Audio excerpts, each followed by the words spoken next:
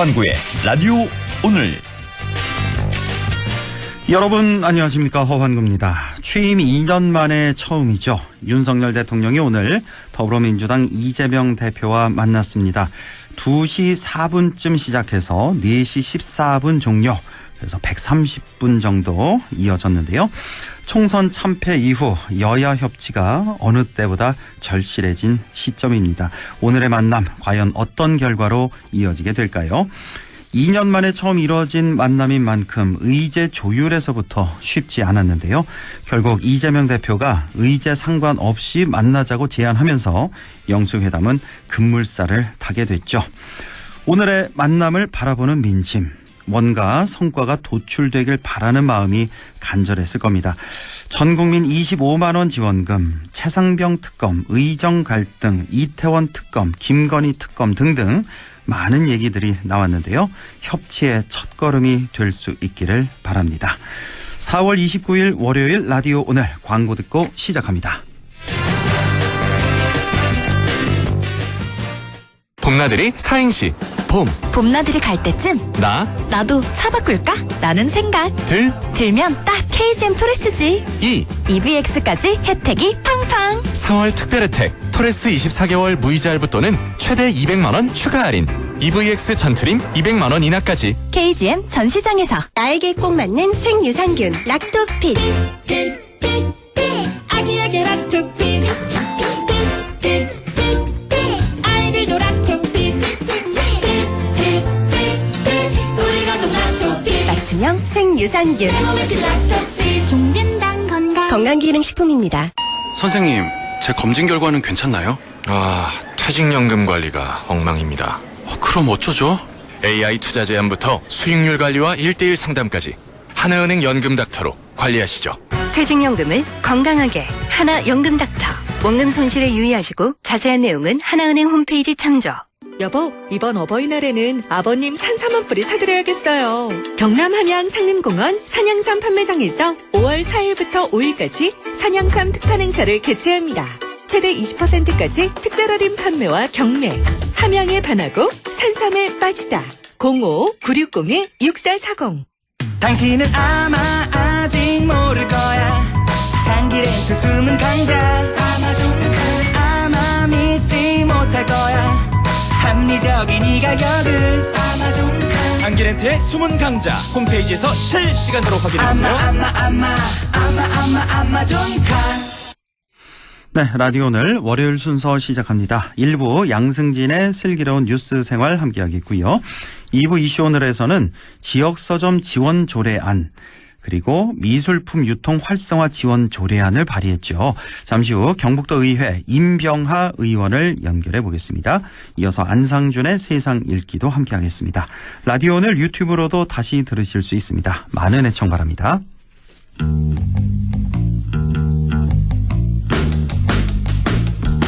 네, 양승진의 슬기로운 뉴스 생활 시작합니다. 우리 경북 북부권은 1960년대부터 70년대 정부가 주도한 산업화에서 외면을 받으면서 지금 인구 감소와 소멸 위기에 직면해 있습니다. 이를 극복하기 위해서는 4차 산업혁명 시대에 새로운 먹거리를 발굴해 나가는 것이 가장 중요한데요. 4차 산업혁명 시대에서는 문화 예술 분야가 고부가가치 산업으로 여겨지고 있습니다. 다행인 점은 경북 북부권에는 4차 산업혁명 시대에서 소재화할 수 있는 다양한 역사 문화 자원이 산재해 있다는 건데요. 오늘은 지역을 넘어서 이제는 전국적 그리고 세계적인 명주로 도약을 목표로 하는 안동소주 얘기를 해보겠습니다. 자, 오늘도 매일신문 양승진 기자와 함께합니다. 안녕하십니까? 네, 안녕하세요. 네, 경상북도가 지난해 초부터였죠. 안동소주의 세계화를 추진하고 있죠. 네, 안동소주는 국내에서 흔히 전통소주라 불리는 중류식 소주의 대표 주자격인 술인데요. 네. 전국적으로 높은 인지도도 갖고 있고 또 대부분 쌀로 만들어져서 쌀소주로도 분류가 됩니다. 네. 2019년부터는 지리적 표시제가 적용돼서 안동에서 만들어져야만 안동소주라는 이름을 붙여 판매가 가능해졌습니다. 예. 지리적 표시제가 적용돼 상품 앞에 안동이라는 이름이 붙는 건 잘 알려진 안동찜닭이나 안동강고등어, 안동마, 안동한우, 안동포, 안동함지 등 7가지 정도인데요. 안동 소주 자체가 어쩌면 안동을 상징하는 브랜드라 이렇게 말할 수 있을 것 같습니다. 이 같은 안동 소주를 경상북도가 세계인에게 사랑받는 명주로 만들기 위해서 세계화 작업을 추진을 하고 있습니다. 안동 소주의 역사는 국내에 소주가 전래된 13세기, 그러니까 지금으로부터 약 700년 전부터 이어져 오고 있다고 보는데요. 이 설이 맞다면 700년의 오랜 역사를 간직하고 있는 안동 소주가 이제는 안동 또 대한민국을 넘어서 세계를 향하기 위한 첫걸음이 시작이 됐습니다. 아, 그렇군요. 안동 소주의 역사 이제 700년 넘어서 800년을 향해 가고 있는 그런 우리 전통주가 되겠습니다. 안동 소주는 이제 국내에서는 제법 인지도가 이제 높은 전통주인데 지금 전국적으로 유통이 되고 있는 거죠? 네.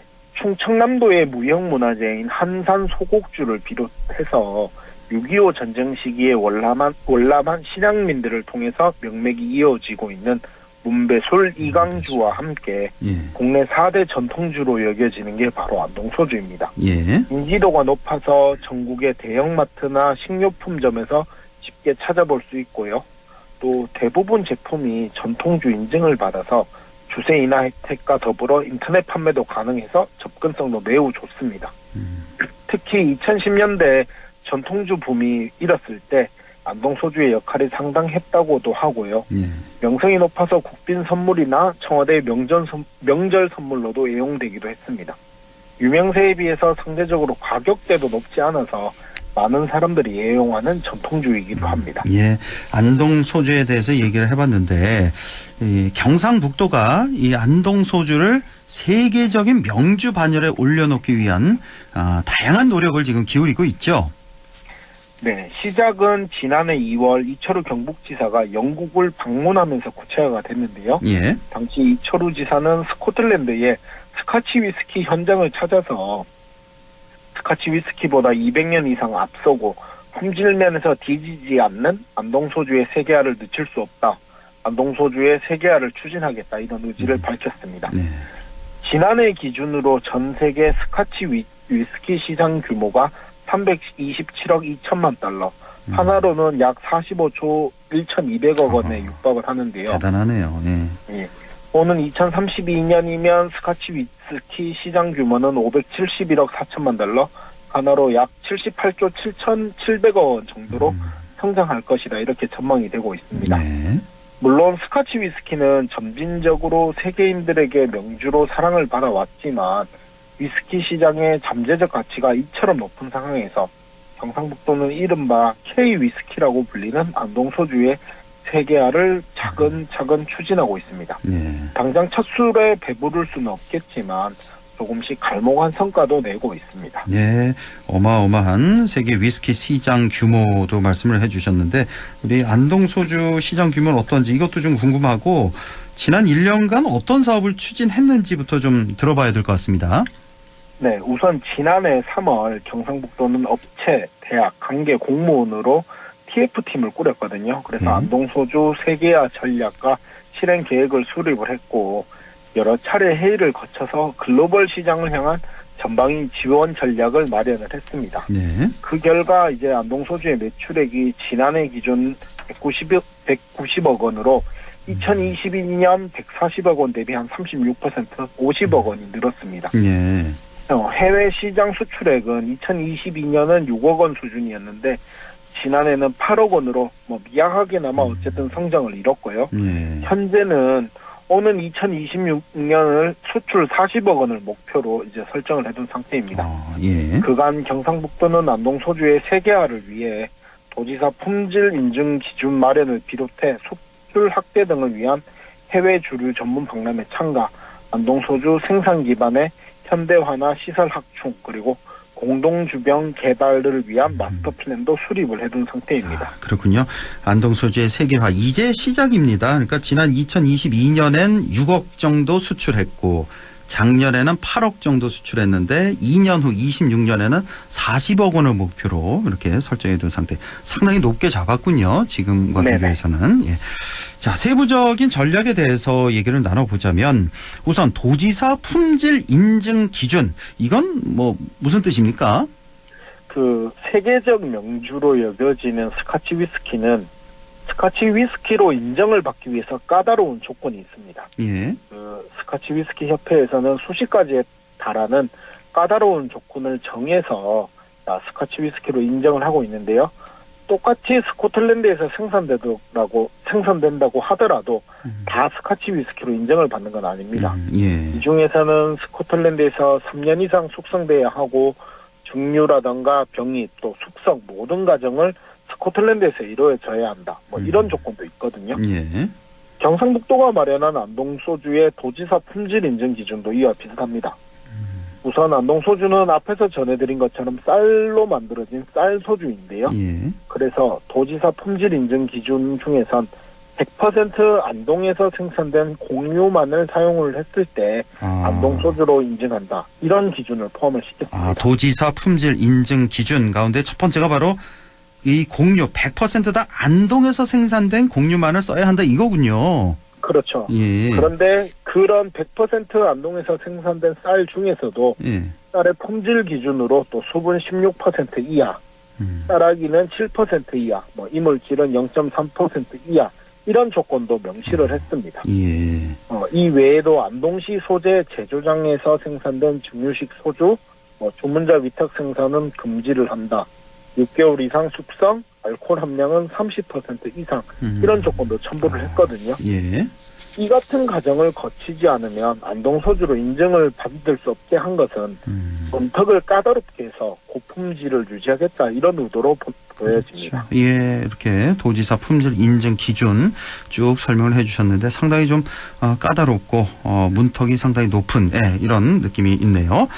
자, 이렇게 아무리 까다로운 조건과 과정을 거쳐서 생산을 하고 품질 인증 기준을 마련해도 결국은 소비자들이 외면한다면 세계시장 진출 이거 한낱 꿈에 불과할 텐데 해외 판촉이나 홍보 활동 후발 주자로서는 정말 중요해 보이는데요. 네, 경상북도는 지난달 독일 디셀도르프에서 열린 전 세계 최대 와인 주류 박람회인 프로바인 2024에서 안동소주 독립홍보관을 운영을 했습니다. 안동소주가 세계의 명주와 나란히 전문가 시음이라던가 바이어 상담 등의 기회를 얻게 된 것인데 프로바인은 업계 관계자들만 참석할 수 있는 B2B 전문 전시회로 실수요자와 비즈니스 네트워킹을 할 수 있는 최적의 행사로 평가를 받고 있습니다. 예. 원래는 65개국에서 5,400여 업체가 참가를 했고요. 이 전시회에는 이제 사단법인 안동소주협회 7개 회원사가 참가를 했습니다. 특히 이제 증류주 특별관에 입점한 40개국의 420개 기업 중에서 15개 부스만 참여하는 전 세계 언론인 프레스 투어가 열렸는데 여기에서 이제 안동소주는 증류주의 새로운 맛이다 이런 평가를 받기도 했고요. 결국은 이런 과정을 거치면 안동소주 세계화의 가능성을 엿볼 수 있었던 시간이었다. 이렇게 경상북도는 평가를 하고 있습니다. 예, 가능성이 아주 충분히 있습니다. 자, 생산 기반 현대화라든지 시설 확충 이런 것들도 아주 중요해 보이는데요. 결국 신뢰받는 제품이 안정적으로 생산되는 구조가 구축되는 것 이것도 상당히 중요하겠죠. 현재 안동소주를 생산하는 업체가 총 9곳이거든요. 예. 그런데 이제 경상북도는 증류주 설비나 생산시설 확충에 대해서는 현재 업체 한 곳에 대해서 10억 원을 지원을 하고 있고요. 올 하반기에는 또 다른 업체에 지역 농산물을 이용한 증류식 소주 생산시설 설비에 최대 40억 원을 지원할 계획입니다. 예. 또 기존 기업과의 제조기술, 마케팅 등 전략적 협업 체계를 구축을 해서 지역의 주류 산업에 활력을 깨하겠다 이런 계획도 세워뒀고요. 예. 내년부터는 제조업체의 시설 현대화, 신규 기업 유치 등도 추진을 해서 제조사를 점진적으로 확대해 나가겠다는 계획도 세워뒀습니다. 안동소주는 생산만큼이나 어떻게 보면 숙성도 정말 중요하거든요. 숙성. 숙성시설의 경우에는 당장 수익이 나지는 않지만 안동소주의 안정적인 유통과 공급을 위해서는 꼭 필요한 시설입니다. 예. 그래서 이제 경상북도는 수익이 나기 어려운 숙성시설 건립은 주도적으로 추진을 하는 대신에 안동소주 박물관과 같은 수익 창출이 가능한 시설에 대해서는 민간 자본 유치를 통해서 건립하는 계획도 세워둔 상태입니다. 예. 올해 하반기부터는 안동소주의 정체성을 살리고 또 국제적 감각에도 어울리는 브랜드 정체성이나 또 해외 시장 소비자 눈높이에 맞는 익숙한 디자인의 술병을 개발해 출시할 계획도 세워뒀습니다. 그렇군요. 예. 자, 그리고 또 하나가 이제 안동 소주가 갖는 인문학적인 가치도 적극적으로 좀 활용했으면 좋겠다는 그런 생각도 드는데요. 네, 오랜 역사를 자랑하고 있는 안동 소주의 가치를 활용하는 것도 매우 중요한데요. 예. 특히 세계인들의 눈길을 사로잡기 위해서는 엘리자베스 2세 영국 여왕이 1999년에 한국을 방문했을 당시 국내 대표 전통주 자격으로 엘리자베스 여왕이 생일상에 안동 소주가 올라갔던 사례를 적극 활용하는 것도 필요해 보입니다. 맞습니다. 당시 엘리자베스 여왕은 안동 소주를 마신 뒤에 원더풀, 땡큐 이렇게 답을 했었거든요. 예. 네.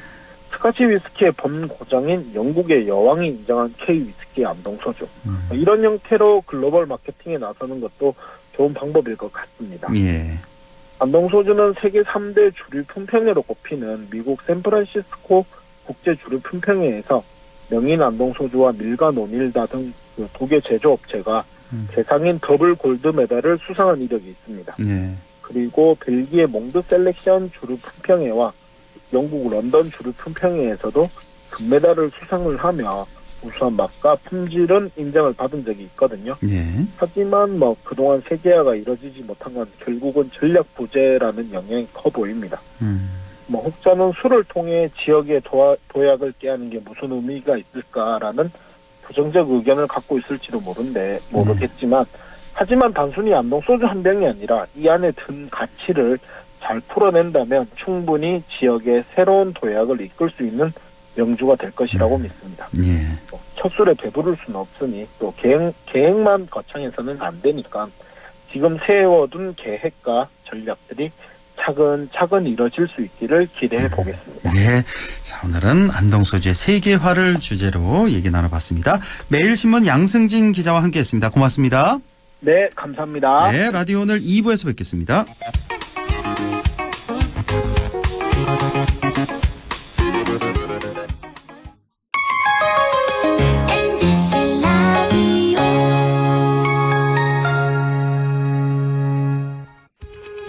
오늘도 안전하게 음주운전 예방수칙 알려드립니다.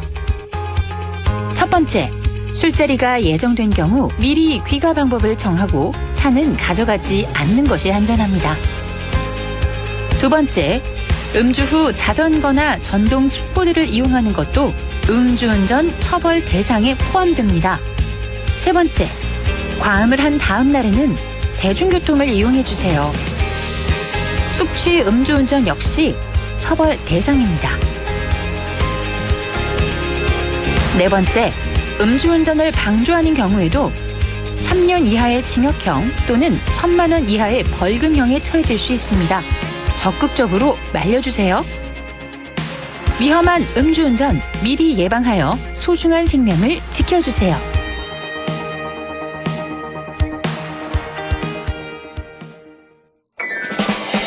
나 정상훈. 밀고 당기는 밀당의 고수지만 버스 등받이는 당겨 앉는 반전 매력. 운동하며 흘린 땀을 사랑하지만 헬스 기구에 묻은 땀은 꼭 닦아주는 반전 매력. 연기할 땐 거침없이 선을 넘지만 주차할 땐 절대 선을 넘지 않는 반전 매력. 이런 게 바로 지킬 건 꼭 지키는 반전 매너. 나부터 더 매너 있게, 서로에게 더 매력 있게. 공공장소 매너 함께 지켜주실 거죠? 공익광고협의회.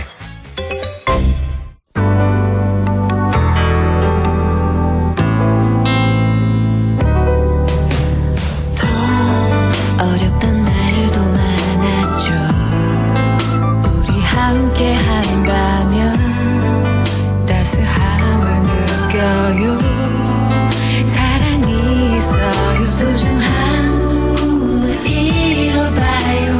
우리 함께 여기 있으니 감동과 사랑 있는 MBC 라디오 문화방송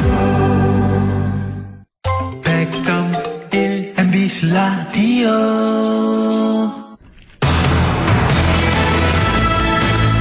네, 라디오 오늘 이슈 오늘 시작합니다. 우리나라 성인의 60%가 1년에 책을 한 권도 읽지 않는다는 충격적인 조사 결과가 있었는데요.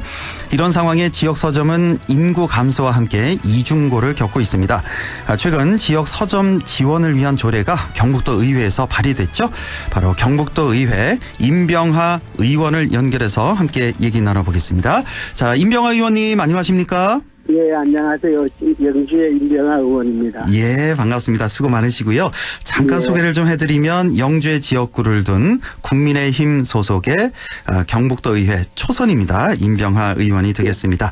자, 이제 지난 2022년 12대 경북도 의회 의원에 당선돼서 이제 2년째 의정 활동하고 계시는데 영주에서 오랫동안 또 약사를 또 하셨고요. 예. 지난 2년간의 의정 활동 소감이 어떠신지 좀 먼저 여쭤볼게요. 예, 참 시간이 빨리 가네요. 빨리 가죠. 예, 제가 한 약국을 한 30년 했습니다. 예. 지금 경상북도 약사회 부회장을 한 6년째 맡고 있고 또 코로나가 시작됐을 때 우리가 경상북도에서 코로나19 특별위원회를 만들어서 제가 위원장을 맡아서 일을 했는데 지금은 할 일이 거의 없습니다. 아, 예.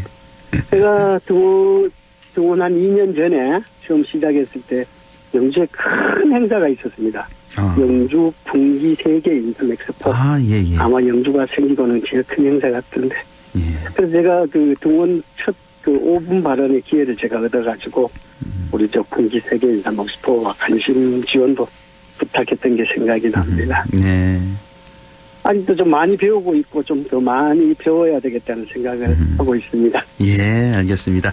자, 초선이지만 활발한 또 조례 제정 등 입법 활동도 하고 있고요. 또 현재 네. 지방소멸특별위원회 부위원장을 맡고 계신데 네. 어깨가 참 많이 무거우실 것 같은데요. 어떻습니까? 글쎄 이게 갈수록 좀 해야 될 일이 너무 많다는 생각이 들고요. 네. 일단 지역 주민들 민원 해결도 많고 특히 제가 문화관광체육분야에 소속되어 있으면서 우리 또 지역구인 영주 관광 발전에 해야 될 일이 많고 제가 또 체육계에 많이 오래 일을 하다 보니까 체육 분야에도 좀 할 일이 많습니다. 그리고 지방소멸, 저출생 극복에도 힘을 많이 보태야 된다는 생각을 하고 있습니다. 예, 좀 열심히 좀 띄워주십시오. 영주 시민들을 위해서. 예. 자, 최근에 이제 지역서점 지원 조례안을 발의를 하셨어요. 자, 이 같은 조례안을 발의하게 된 배경, 이유부터 좀 설명해 주실까요? 예, 모두 아시다시피 2000년대 들어서서 이 책 구입이 전부 온라인 서점, 온라인 통신 판매가 이제 대세를 좋다 보니까 우리가 직접 가서 오프라인 서점이라 그래야 되나 우리 시골 서점 같은 게 급격히 줄어들고 있습니다. 예. 전국의 기초단체장 중에도 그 기초단체 중에서 서점이 없는 곳이 한 10곳 있는데. 아, 전국에 10곳이. 경북만 3곳입니다. 어디죠? 청송, 봉화, 울릉 3곳이고. 그리고 고령, 성주, 영양, 인성구는 서점이 1개밖에 없습니다. 하하. 예. 이 서점이란 것이 단순히 이제 그 책을 사고 파는 공간 이상으로 주민들의 그 문화 공간이기도 한다는 생각이 드는데, 그래서 지역 서점 도서에 우선 구매하고 지역 서점 활성화 지원 사업을 하는 아주 근거를 마련하고자 이렇게 하게 되었습니다. 그렇군요. 우리 전국에 이제 기초단체 중에 서점이 한 곳도 없는 곳이 이제 모두 10곳이 있는데 그 중에 3곳이 바로 우리 경북 지역에 있군요. 봉화, 청송, 울릉에는 서점이 한 곳도 없고, 우리 북부 지역 보면은 영양과 의성 같은 경우는 이제 한 곳밖에 없고 이런 상황입니다. 예. 자, 그래서 이제 서점 사업이 좀 지원을 좀 해야 되지 않냐, 예, 이런 말씀이시고, 자, 지역 서점을 어떻게 돕겠다는 건지 구체적으로, 예, 이것도 좀 궁금한데요. 지역 서점 지원 조례안에 어떤 내용이 담겨 있습니까? 예, 일단 예산 관계로 일단 출발이라는 개념을 둬야 될 것 같습니다. 몇 개 지역을 선정해서 지역 서점을 이용할 경우 지역 상권을 통해 책값을 일부러 돌려주고 하는 식으로 운영될 것 같습니다. 진행 결과를 봐서 더 많은 예산을 확보하고 더 많은 지역으로 확대되어 나가는 방향으로 가지 않을까 생각하고 있습니다. 지금은 이제 첫 발을 내디딘 거니까 글쎄요, 이제 지역 상품권을 통해서 좀 도와준다는 거 그렇게 큰 도움이 될지는 잘 모르겠습니다만 이제부터 앞으로 이제 지원을 점점 확대하겠다 이런 말씀이시죠? 예, 진행하면서 지켜봐야 됩니다. 조금 기대는 하고 있습니다. 예, 알겠습니다. 자, 그리고 미술품 유통 활성화 지원 조례안도 발의를 하셨는데요. 자, 이건 또 어떤 조례인가요? 네, 이거는 우리 경북도 내 미술품 시장을 좀 안정적인 발전을 도모하고 미술품의 창작과 소비를 활성화하는데 기여한다는 취지로 시작을 했는데 조금 설명을 드리자면 이 미술품은 음악 공연이나 예술과 달리 이제 눈으로 보는 시각 예술이라고도 합니다. 예. 다른 예술 공연에 비해서 시각 예술 비율이 점점 하락하는 추세입니다. 그래서 그 미술인들이 개개인이 그 자기 노력으로 전시 유통 같은 걸 하는 걸 우리 국가나 지방 단체에서 지원하는 체제로 확대시켜 나가야 한다는 취지로 이걸 발의를 하게 되었습니다. 예, 그렇군요. 미술품 어떤 전시라든지 유통 체제를 이제 국가나 지방 자치단체에서 지원하는 체제로 확대시켜 나가겠다는 말씀이시고, 자, 미술품에 대한 도민의 이해와 관심도 높아지고 또 미술 작가들에게도 도움이 될 수 있겠네요. 예, 이 부분도 시행하기에 따라 어떤 식으로나마 도움이 되지 않을까 생각을 하고 있습니다. 네. 자, 앞에서 잠시 말씀하셨습니다만 지금 도의회에서 지방소멸 특위라고 있는데 여기에 이제 부위원장을 맡고 계시단 말이에요. 예. 저출생 문제를 해결하기 위해서 도에서 어떤 노력을 더 기울여 주셨으면 하는지요? 제가 이야기를 하자면 참 많은 시간이 필요할 것 같은데 제가 짧게 좀 말씀을 드리겠습니다. 예. 요즘 그 하두가 지방소멸, 저출생 이야기를 많이 합니다. 네. 대부분의 분들이 그 비슷한 맥락으로 요 이야기를 듣는데 실제로 현장에서는 이 의미가 다릅니다. 당장 지방소멸에서 저출생이란 단어는 약간 현안에서 한 발 물러납니다. 저출생이요? 국가 전체로 볼 때는 장기적으로 저출생이 국가 총패를 결정하는 아주 중요한 과제이지만 지금 지방소멸 속에서 들어가고 보면 저출생보다는 지역 인구가 유출되는 것이 지방소멸의 주 원인입니다. 예를 들어 지금 출산율이라고 하죠. 출산율이 가장 낮은 곳이 대도시입니다. 서울입니다. 그렇죠. 서울, 강남, 관악구 같은 경우는 0.5 정도밖에 안 됩니다. 시골은 1 정도는 돼요. 사실 이 정도 출산율은 그 인류 역사상 유례가 없는 겁니다. 전쟁이 나거나 극단적인 상황이 발생하지 않으면 이 수치가 나올 수 없는 우리나라가 그런 환경에 지금 있습니다. 서울, 강남이 출산율이 전국 최저지만 강남 소멸 이야기는 안 하고 있습니다. 왜냐하면 그렇죠. 인구가 유입되니까 그렇죠, 그죠? 예. 인구가 유입되는 거니까 우리가 그 지방 소멸은 인구 유출이라는 개념만 가지고 타겟을 잡고 해결을 해야 될 것 같습니다. 물론 단기적으로 저출생이 필요하겠지만 이 인구 유출이라는 거는 젊은 사람의 유출을 말하는 거예요. 젊은 사람들이 아마 첫째는 직장 관계일 수가 있고, 그죠? 그렇죠. 자녀 교육이라든가 문화생활 여러 가지 이유로 지방을 떠나가는 것이 지방 소멸의 가장 큰 문제입니다. 해결 방법도 앞으로 이렇게 찾아 나가야 될 것 같아요. 이것도 지금 당장 어떻게 답이 딱 있는 건 아니지만 최선을 다해가지고 좀 힘을 보태야 되겠다는 말씀 드리고 싶습니다. 그러네요. 정말 우리 의원님 말씀 들어보니까 그러니까 우리 전 국가적인 차원에서 보자면 이제 저출생 문제 이게 가장 큰 문제 중에 하나이긴 합니다만 우리 지방 소멸 문제 국한에서 보자면 사실은 저출생도 문제가 되긴 되죠. 가장 근본적인 문제이긴 하지만 그것보다 가장 발등에 떨어진 문제는 인구 유출이다. 그렇죠. 바로 그겁니다.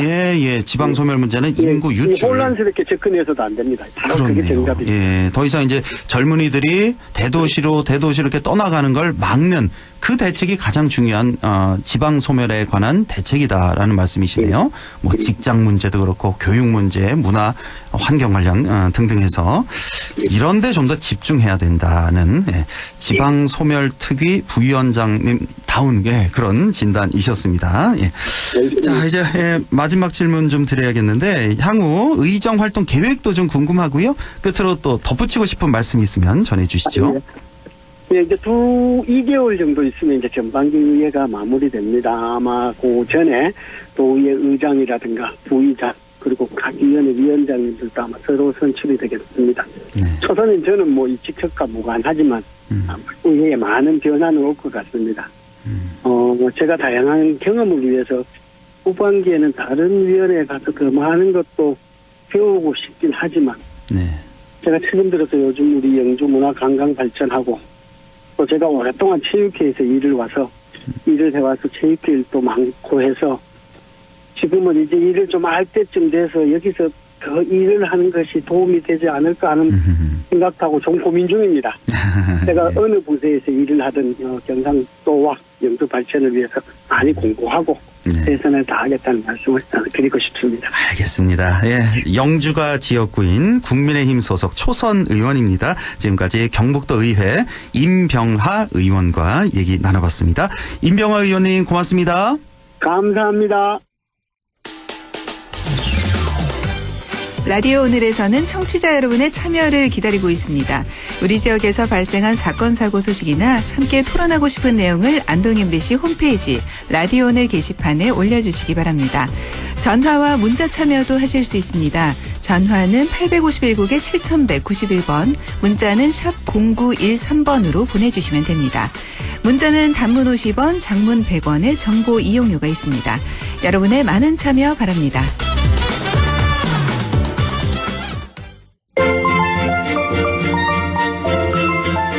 네, 안상준의 세상 읽기 시작합니다. 오늘도 국립안동대학교 사학과 안상준 교수와 함께합니다. 교수님 안녕하십니까? 네, 안녕하세요. 예, 오늘 어떤 얘기 해볼까요? 오늘 전에 우리 한번 다뤘는데요. 네. 학생 인권 조례에 대해서 다시 한번 좀 논의를 하려고 꺼내 들었습니다. 예. 지난 4월 말에, 그러니까 지난주죠. 4월 24일, 4월 26일. 네. 이 학생 인권 조례가 지금 충남도 의회하고 서울시 의회에서 통과가 됐어요. 예. 그래서 이제 두 지자체에서는 학생 인권 조례를 폐지하기로 결정을 했는데. 학생 인권 조례 폐지가 결정됐다고요?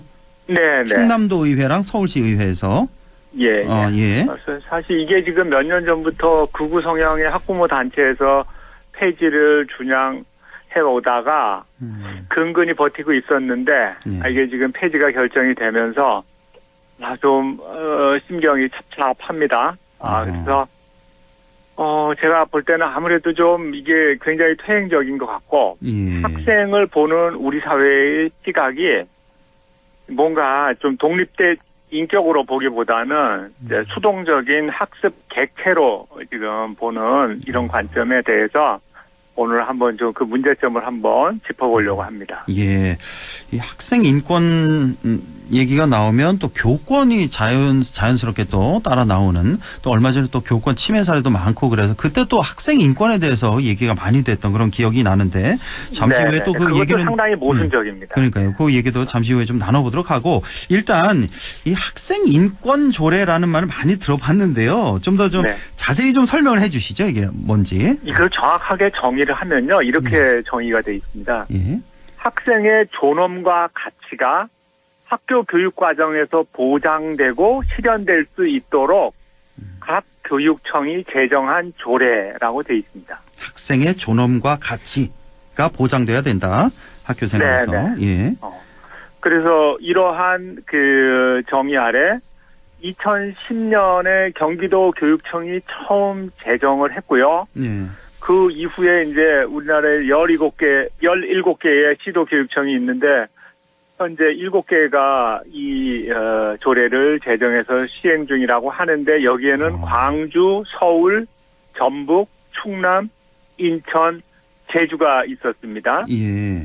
그런데 이제 말씀드린 것처럼 최근에 총선 끝나고 한 보름 뒤에 충남도 의회가 이거를 지금 폐지했고 그 다음에 이틀 뒤에 서울시 의회가 이제 이 조례를 폐지하기로 의결했습니다. 이 학생 인권 조례라는 게 일단 뭐 정의 같은 거 대략적으로는 뭐 많은 분들이 알고 계실 텐데 지금 제정 현황을 보니까 그러니까 전국에 17개 시도 교육청이 있는데 이 중에서 7곳만 제정해서 시행 중이었군요. 네. 저는 이렇게 적은 줄 모르고 대부분은 다 이제 시행되고 있는 줄 알았더니 그게 아니었습니다. 지금 이제 7곳이 시행 중이었는데 이 중에서 서울하고 충남이 이제 이걸 폐지하겠다 이거 아니겠습니까? 네. 아하. 그럼 요게 지금 약간 남네요. 사연이 있는데요. 예. 2016년부터 이제 경기도 교육청을 비롯해서 이때부터 소위 진보 교육감이 이제 그 교육청을 끌고 있는 그런 곳에서 주로 이 학생인권 조례가 제정이 됐고 대구나 경북처럼 꾸준히 보수 교육감들이 나온 배출된 곳에서는 이제 제정이 안 됐던 거죠. 그런데 이제 지금 현재 충남도 교육감은 보수 인사고요. 서울은 진보 인사인데 서울시 교육청 자체가 굉장히 보수적인 그런 성향을 지금 띠고 있어서 지금 이제 충남이나 서울이 각각 그런 그 폐지의 수순을 밟고 있는 겁니다. 그래서 지금 서울시 교육청이 이걸 폐지한다 그래서 서울 그 교육감이 그 조희영 교육감인가요? 네, 그렇습니다. 맞죠. 예. 그래서 이분이 이제 진보 인사로 알고 있는데 서울 교육청에서 이걸 왜 폐지를 할까 그런 의아한 생각이 좀 들었는데 교육감은 그렇지만 그 교육청 분위기가 그렇군요. 좀 서울시 의회 분위기요. 서울시 의회. 서울시 의회 분위기가. 그래서 지금 더불어민주당 소속의 의원들은 시의원들은 다 빠지고 국민의힘 의원들만 모여서 이 폐지 의결을 했습니다. 하기야 지난 지방선거에서 서울시 의회에서 이제 국민의힘이 아주 다수를 차지했잖아요. 그렇죠. 그렇죠. 그런 분위기가 좀 있군요. 네. 이 학생인권 조례 그 기본 내용도 좀 설명을 해 주실까요? 이거 이제 한 세 가지로 크게 나눌 수 있는데요. 학생들이 어떤 기준에서든 성별, 종교, 나이, 성적 지향이나 성별 또는 성적을 이유로 해서 차별받지 않을 권리. 차별받지 않을 공부를 못해도 차별받지 않을 권리. 그렇죠. 내가 어떤 종교를 가지고 있던 차별받지 않을 권리. 이게 가장 중요하고요. 그 다음에는 이제 체벌이라든지 따돌림, 성폭력 등과 같은 모든 폭력으로부터 자유로울 권리. 모든 폭력으로부터 자유로울 권리. 그리고 또 하나가 이제 자기 소질에 맞게 학습할 권리. 이게 이제 가장 중요한 세 가지 조례의 기본 내용, 골격이고요. 여기에 이제 절차적인 그런 사항들이 있는데 그런 권리가 침해당했거나 보장받지 못한다고 느꼈을 때 학생들이 이제 학생인권 옹호관을 찾아가서 상담, 조사 등을 청구할 권리 이런 게 있습니다. 그렇군요. 예. 조례 기본 내용 보니까 그 어떤 이유로도 차별받지 않을 권리 이게 1번이고 모든 폭력으로부터 이제 자유로울 권리, 폭력 완전히 없애겠다 학교에서. 그다음에 세 번째가 자기 소질에 맞게끔 학습할 권리 이렇게 세 가지 큰 권리가 있다는 게 이제 종합하면은 학교 다니면서도 사람답게 산다는 거예요. 그럼요. 뭐 너무나 당연한 권리라는 생각이 이걸 따로 조례로 제정해야 될 필요가 있나 싶을 정도로 이건 뭐 사실 앵커님이나 저나 학교 다닐 때는 자주 맞았잖아요. 그럼요. 그런 거를 우리 후세대는 물려주지 말자는 얘기죠. 당연하죠. 이건 뭐 너무나 기본적인 반드시 있어야 할 그런 학생 인권이라는 생각이 드는데 그런데 지금 보면 이제 전국의 17개 시도 중에 7개 시도만이 학생 인권 조례를 제정을 했고 그 중에서 2곳이 또 이제 폐지를 하겠다. 이렇게 되면 이제 5개만 남게 되는데 왜 이렇게 학생 인권 가장 중요하고 기본적인 내용 같은데 이걸 왜 폐지하려는 걸까요? 이게 최초로 이 조례를 폐지하자는 청구가 들어왔을 때 분위기를 좀 말씀드리면요.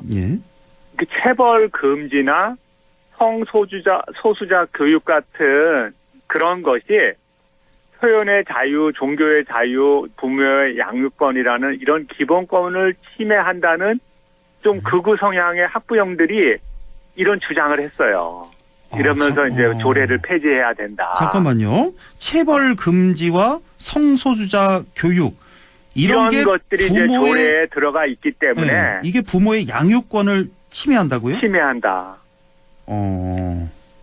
그래요? 그래서 사실 굉장히 복잡한 문제인데 이거는 인권에 관한 그런 사항들이 문제인데 여기에 더해서 이제 서울시 의회 의원들 중에 이제 일부가 이제 현재 학생인권 조례가 교권을 침해하고 동성애를 조장하고 하는 이런 문제가 드러난 만큼 제도를 개선할 필요가 있다.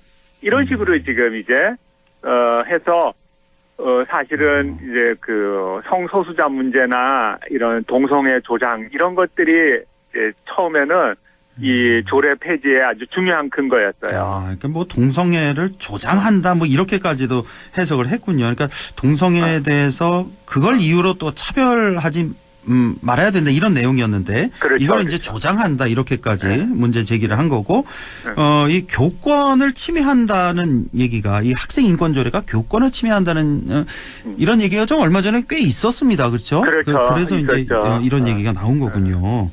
예. 자, 이 최근의 분위기는 어떻습니까? 근데 이제 최근 들어서는 이제 이런 그 분위기가 점점 더 확산되면서 학교 구성원들은 다양한데 왜 학생 인권만 그렇게 문서화해서 그렇게 규정하냐. 네. 그러니까 이제 교권도 지금 문제가 되고 이런 거 아니냐라는 좀 부정적인 기류가 생겼고 이렇게 학생의 권리를 보장하다 보니까 타인의 권리를 침해하는 경우도 발생하지 않냐. 예. 이렇게 됐고 또 이걸 통해서 교원이 학생 지도에 뭔가 굉장히 큰 애로사항을 겪고 있다라는 이런 분위기가 형성이 되면서 이제 일부 교육청에서 이걸 적극적으로 조금 밀어내려고 하는 그런 분위기가 굉장히 강했습니다. 뭐 이런 분위기, 이런 비판적 견해가 있군요. 그러니까 학생 인권만을 따로 명분화할 필요가 있냐 이거죠. 그러니까 그리고 그렇죠. 이렇게 학생 인권만 이렇게 보장을 하다 보니까 다른 사람의 권리를 또 침해하는 거 아니냐. 뭐 쉽게 말해서 뭐 선생님의 권리 침해하는 거 아니냐 이거죠. 그러니까.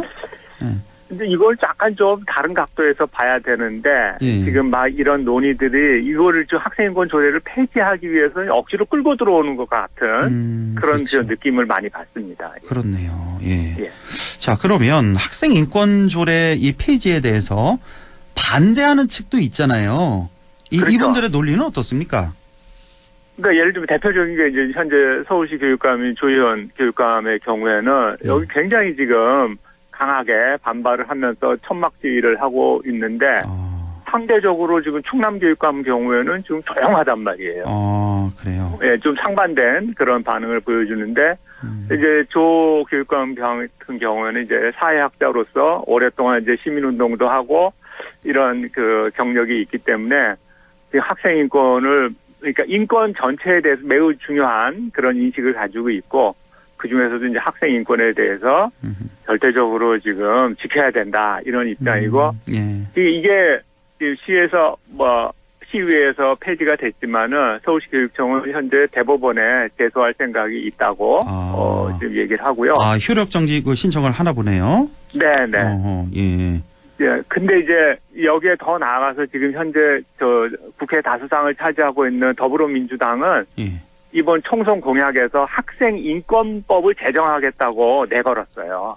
그렇습니까? 네, 그러니까 이게 폐지되더라도 앞으로 이제 다수당이 더불어민주당의 학생 인권법을 제정할 수도 있는데 이 안에는 학생의 기본권 그리고 그 기본권을 보호하는 방안 그리고 이제 학생 인권센터 설치 그리고 더 나아가서 교직원의 교육 활동을 방해하는 것을 금지하는 조항 이런 것들을 포괄적으로 담을 예정이라고 합니다. 교직원의 어떤 그 권리까지 보장하는 그런 내용이 되겠군요. 그러니까 우리 좀 전에 얘기했던 그 상충되는 부분들을 좀 미묘하게 해석할 수 못하도록 아예 그냥 못을 박는다는 거죠. 그러니까 뭐 한쪽에서는 이제 이 학생 인권 이거 너무 강조해서 학교 선생님들이 너무 힘들다. 교권이 무너지고 있다. 이렇게 주장하는 분들도 꽤 많지 않습니까? 그러니까 두 개의 권리가 상충한다. 이렇게 묘사되곤 하는데 여기에 대해서는 어떻게 생각하십니까? 제가 이거 굉장히 미묘하고 복잡한 문제거든요. 예. 그래가지고 제가 오랫동안 생각하다가 실제로 현직에 있는 제 제자를 만나가지고 이 문제에 대해서 너 생각을 좀 얘기해봐라 그랬어요. 교사인 제자에게. 예, 한 10년 차 됩니다. 지금 교사로 재직한 지. 그러면서 이제 교권에 대해서 전반적인 생각을 얘기해보라 그랬더니 이 문제를 딱 이렇게 정리해서 보냈는데 이렇게 지금 묘사를 하고 있습니다. 어떻게요? 교권에 대한 보도가 나오면 이제 언론에서는 마치 학생과 학부모의 인권이 대립하는 것처럼 묘사를 하곤 한다.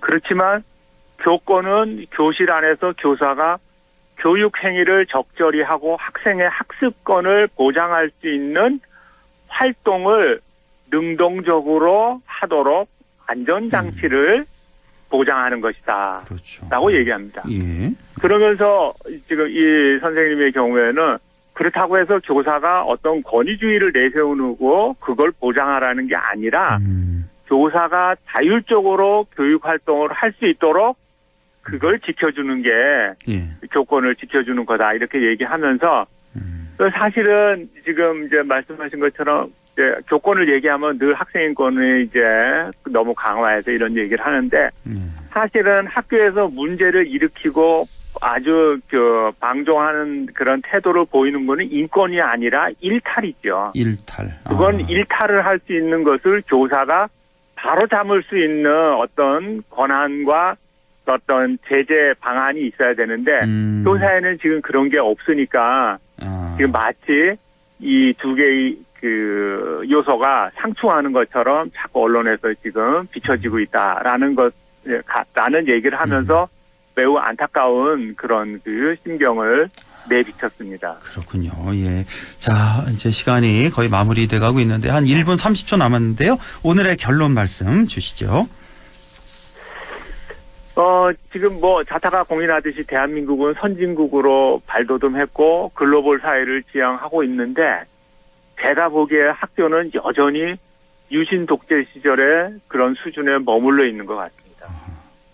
그래서 학생을 보는 관점이 늘 통제의 대상이고 학업을 위해서 모든 권리가 유예되어야 되는 과정이라고 학창 시절을 생각하고 있어요. 근데 지금 우리는 실시간으로 지구인과 교류하고 있고 또 많은 지구인들은 한국에 와서 지금 한국 문화를 배우고 한국을 학습하려고 하는데 정작 우리 학교는 구시대적인 유산에 갇혀 있는 것 같아요. 그래서 제가 보기엔 좀 안타까운 거는 대한민국의 내일이 학교에 갇혀 있는 게 아닌가라는 그런 의심을 떨쳐버릴 수가 없는데 이러한 그 학교를 구속하고 학생을 가두는 행위가 창의적인 교육을 막고 그래서 이제 이 미래를 설계하는데 매우 지금 어렵게 만드는데 창의적인 교육의 시작은 모든 학생의 인권을 보장하고 표현의 자유를 충분히 열어주는 데에서부터 시작한다고 말할 수 있겠습니다. 그렇군요. 예, 창의적인 교육은 인권의 보장과 표현의 자유에서 시작한다라는 말씀까지 듣겠습니다. 자, 지금까지 국립안동대학교 사학과 안상준 교수와 함께했습니다. 고맙습니다. 네.